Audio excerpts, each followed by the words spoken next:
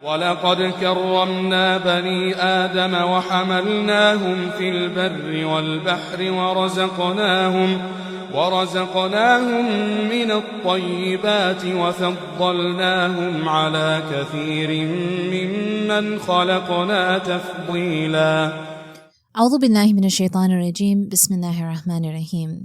Assalamu alaikum and welcome to the 7th episode of this podcast series titled Becoming Bani Adam, exploring 12 Shi'i discussions on human ancestry.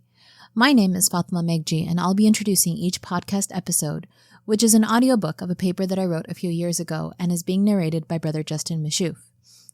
In the previous episodes, we discussed a few key issues, including the timeline of Prophet Adam alayhi salam and how behavioral anthropology from the story of Adam alayhi salam and his family, which is discussed in the Quran and the Ahadith, indicate that he is most likely to have existed between 10 to 12,000 years ago, a time period which some scientists and evolutionary biologists have described as the Neolithic Revolution due to the advances of Homo sapiens made at that time. In the previous episode, we also discussed various ahadith from more than 1,000 years ago, which surprisingly discussed the existence of a human-like creature called the Nasnas, who existed prior to Adam alayhi salam, and that the ahadith mentioned were destroyed before his creation, and hence the angel's confusion in the verse that was mentioned previously. This feature of 12 Shi'i ahadith is unique, and it is not shared with the hadith corpus of our brothers and sisters of the Ahlus Sunnah. As such, there is actually scriptural support for the possibility that Adam alayhi salam was not the first of the Homo sapiens species. In today's episode, we will move on to a different discussion and explore the scriptural evidence or lack thereof for Adam alayhi salam having biological parents. In other words, is it possible that Prophet Adam alayhi salam, though the first full human being with all of humanity's metaphysical qualities, had biological parents or could have descended from an evolutionary tree, after which Allah subhanahu wa ta'ala breathed into him a ruh or a spirit, which is what made him the first full human? This is the argument that some theistic evolutionists like to make, and the main evidence against this idea lies in the Quran itself, and this is in the Qur'anic verse that compares Prophet Adam alayhi salam to Prophet Isa alayhi salam and his miraculous conception. And with that, we'll turn it over to Brother Justin. Although the Quran discusses Adam many times, it lacks specific detail. It notes that he was a creation of God, and it indicates that there was something unique to his creation. More importantly, it delineates Adam's creation as the beginning of something grand and eventful for our human history. It is noted, quote, "When your Lord said to the angels, 'Indeed, I am going to create a human out of dry clay, drawn from an aging mud. So when I proportion him and breathe into him my spirit, then fall down prostrate before him.' Thereat the angels prostrated, all of them together. 'Certainly we created you. Then we formed you. Then we said to the angels, prostrate before Adam. So they all prostrated, but not Iblis. He was not among those who prostrated.'" End quote.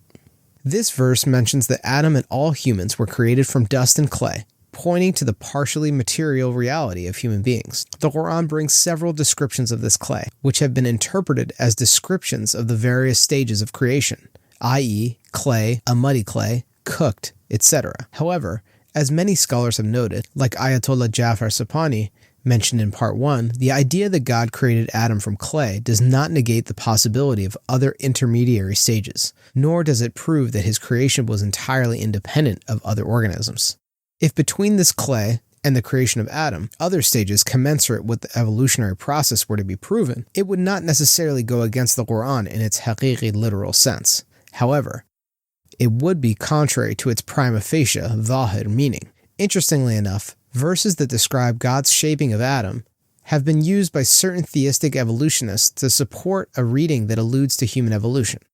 While this verse may have some ambiguities, this is not the only verse that suggests Adam was created independent of parents. Ayatollah Jawadi Amuli, in Tafsir Tasneem, contends that the strongest verse of the Quran that suggests Adam did not have parents is where God compares the creation of Jesus to that of Adam. Quote, "Indeed, the case of Jesus with Allah is like the case of Adam. He created him from dust, then said to him, 'Be,' and he was." End quote.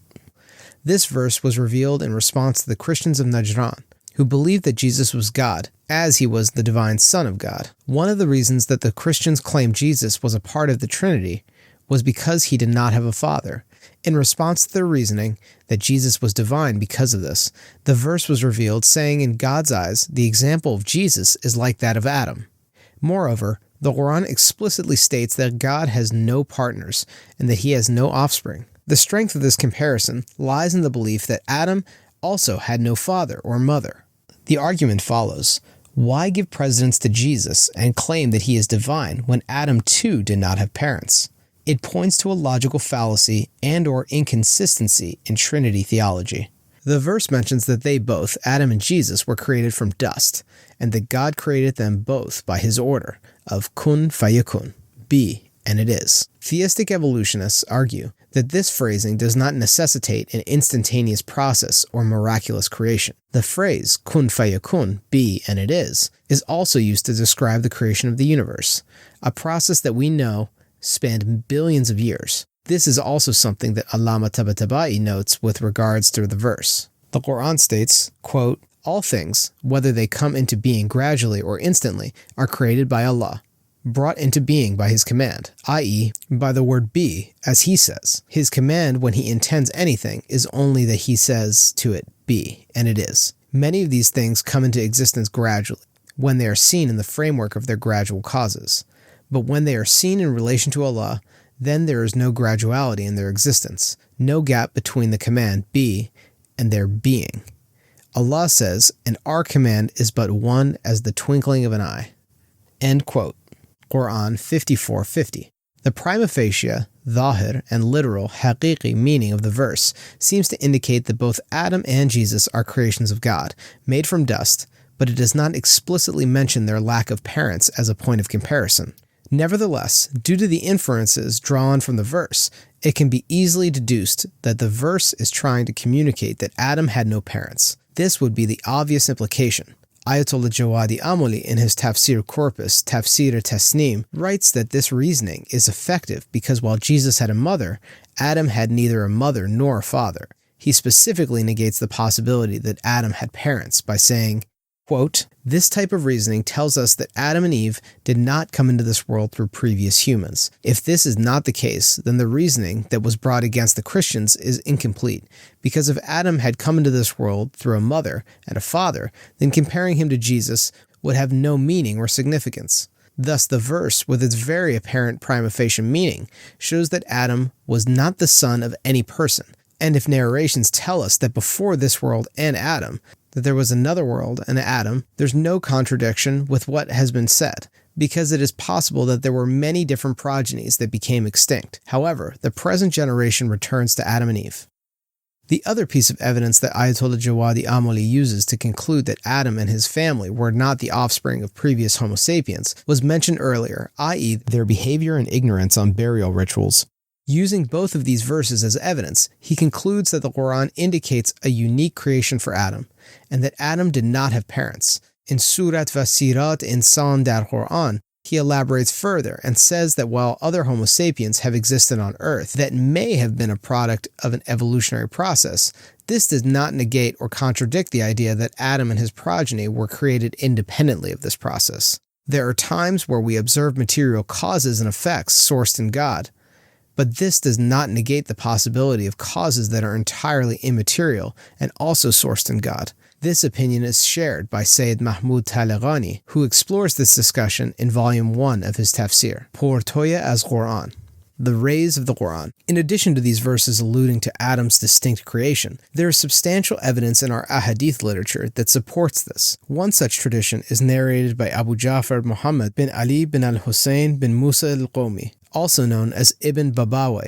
or Sheikh as-Saduq, in Al-Khisal, a numeric classification of traditions and characteristics, where he narrates the following from Imam Muhammad al-Baqir. Quote, when Allah created the earth, he created 7 generations, worlds, in it, and none of these generations, worlds, were of the children of Adam. Allah created all of them from the crust of the earth and gave them a dwelling in it, one after another, with a world for each generation. Then Allah created Adam, the father of this generation of humans, and created his progeny from him.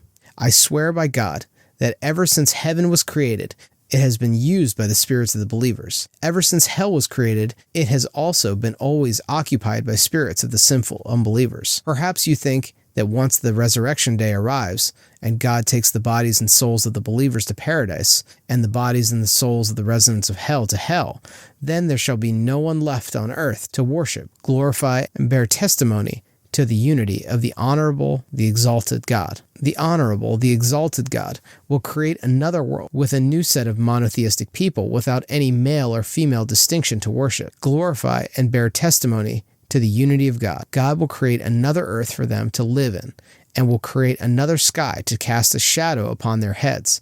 As the honorable, the exalted God said, "One day the earth will be changed into a different earth, and so will be the heavens." The honorable, the exalted God also said, "Were we then wary with the first creation that they should be in confused doubt about a new creation?" End quote. From this narration and others, the Ahadith literature is quite explicit that Adam did not have parents, nor did he have a relationship with these previous creatures as their forefather. Interesting to note is that the tradition says that God created these previous peoples from the crust of the earth. What this means, one can only speculate. These narrations also affirm that human beings today have no relationship with previous hominid species, including any previous non-Adamic Homo sapiens. This understanding is also in line with a literal understanding of the story in which Adam and Eve initially live in the heavens, are tempted by Satan, listen to him, and then descend to earthly life. This brings us to the final and perhaps most contentious question. 4. Are we all descendants of Adam?